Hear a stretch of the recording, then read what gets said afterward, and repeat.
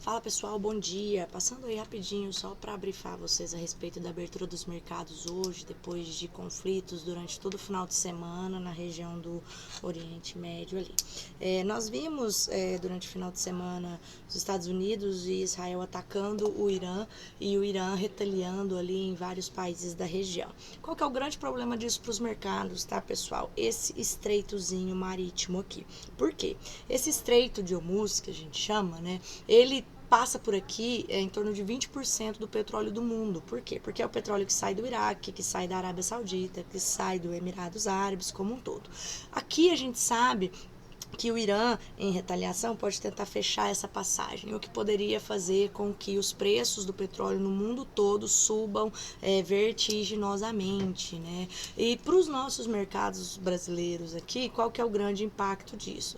De certa forma, não muito negativo, tendo em vista que uma das principais empresas do Brasil hoje é a Petrobras, e a Petrobras teria um ganho, de certa forma, em relação às suas vendas, com uma alta no preço do petróleo.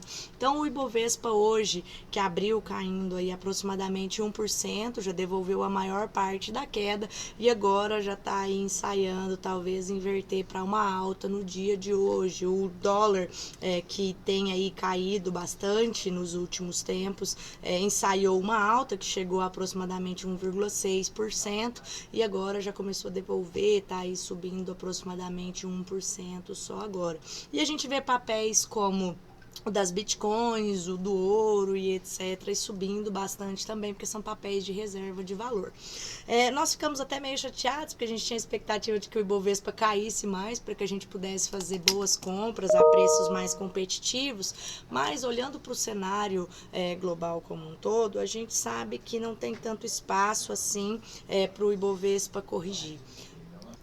Tendo em vista aí, né, o cenário dos dados, a gente percebe que mesmo com o Ibovespa tendo subido aí em torno de 50% no último ano e meio, mais ou menos, a gente percebe que quando a gente olha o preço por lucro, né, ou seja, o quanto uma ação de um país, né, as ações de um país estão custando em relação ao lucro que as empresas conseguem entregar ou estão projetando entregar, o Brasil hoje é um dos países que ainda está mais baratos no mundo, né? Brasil, Coreia do Sul e Colômbia têm disputado aí a atenção dos mercados e dos investidores internacionais, tendo em vista que estão com uma projeção de crescimento, de capacidade instalada muito boa, diferentemente da China, que já tem um pouco mais de dificuldade de entregar crescimento hoje em dia, e ao mesmo tempo ainda estão bem baratos, né? Quando a gente olha, por exemplo, isso aqui é o Ibovespa em dólares, pode-se dizer, né? O EWZ, ou seja, quando o gringo vai comprar Brasil lá nos Estados Unidos, ele olha para esse gráfico, que é como se fosse o Ibovespa versus o dólar. E para eles, a máxima histórica do Ibovespa não é o preço que nós estamos hoje. Para eles, a máxima histórica do Ibovespa foi em maio de 2008, antes da crise imobiliária nos Estados Unidos. Então, comparando a possibilidade de crescimento, a gente percebe que para o Ibovespa, para eles, bater a máxima do último topo antes do Covid, a gente está dizendo que tem que subir mais 22%. Para bater ali antes de 2014, a gente falta subir 37%. E aí, lá para a máxima histórica mesmo, o Ibovespa ainda pode subir demais para eles, porque para eles é o Ibovespa versus o dólar, né?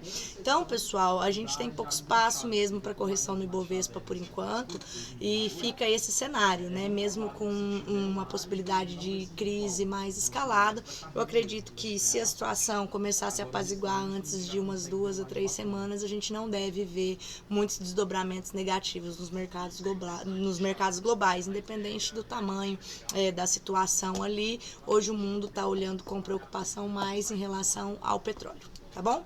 Fico por aqui, qualquer coisa podem encaminhar as dúvidas aí que a gente vai conversando. Tchau, tchau!